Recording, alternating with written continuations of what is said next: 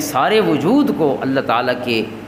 اس عطا فرمودہ نظام حیات جو قرآن کریم کی صورت میں ہے یا اس کے محبوب علیہ الصلوۃ والسلام کی سنت کی صورت میں، اس کے حوالے کر دینا جو ہے یہ اسلام۔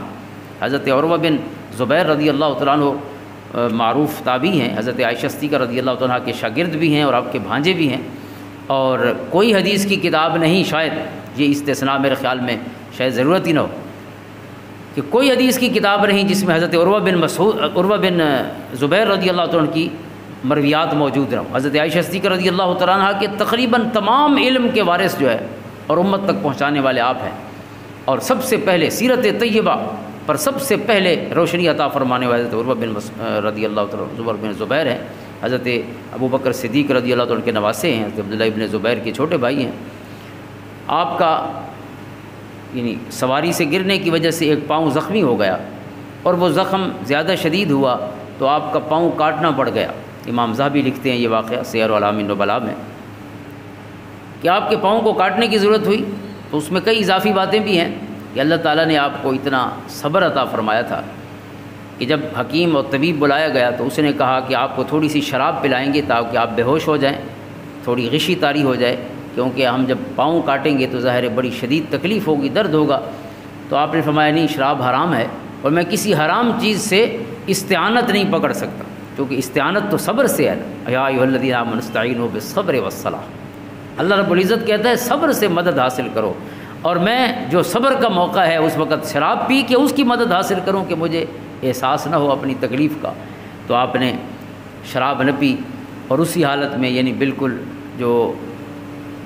ہوش کی کیفیت تھی اسی میں آپ کا پاؤں کاٹا گیا اور پھر جلایا گیا۔ ظاہر ہے پاؤں جب یا کوئی بھی حصہ جسم کا کٹے تو پھر خون جو ہے بلیڈنگ بہت زیادہ ہوتی ہے، خون بہتا ہے، تو خون روکنے کے لیے اس وقت جو طریقہ تھا کہ وہ جلایا جاتا تھا، اس حصے کو لوہا گرم کر کے جلایا جاتا تھا تاکہ خون رک جائے۔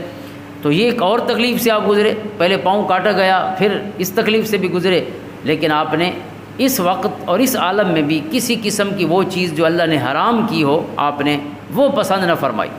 اگرچہ فمن اضطر غیر باغ ولا عاد کی ایک اجازت موجود ہے کہ جو چیز حرام ہو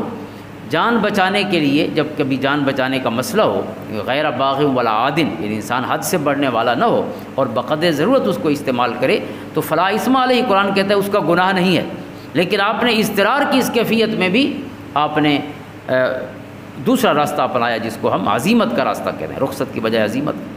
اور جب آپ کا پاؤں کاٹ کے، آپ کے بیٹے کہتے ہیں کہ آپ کا پاؤں کاٹ کے رکھ دیا گیا، حکیم نے طبیب نے رکھ دیا ایک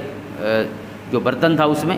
تو آپ نے اپنے پاؤں کو کہا، اپنے پاؤں سے خطاب کر کے کہا جو پڑا ہوا تھا اس کو اب دفن کرنا تھا، جیسے کوئی بھی حصہ جسم کا جب وہ کاٹ دیا جائے تو اسے دفن کیا جاتا ہے۔ تو آپ نے اپنے پاؤں سے کہا ان اللہ یعلم ما مشیت بک الی معصیۃ قط وانا اعلم، کہ میرا رب جانتا ہے اے پاؤں کہ میں اپنی پوری زندگی میں ایک دفعہ بھی تجھ پر کسی ایسے راستے کی طرف چل کے نہیں گیا جو معصیت کا اور گناہ کا راستہ ہو۔ میں نے پوری زندگی اے پاؤں تجھے وہاں استعمال کیا جہاں میرے رب کا حکم تھا اور جہاں میرے رب کی فرما برداری اور اجازت تھی۔ یعنی اپنے آپ کو سپرد کرنے دینے کی یہ انتہا دیکھیے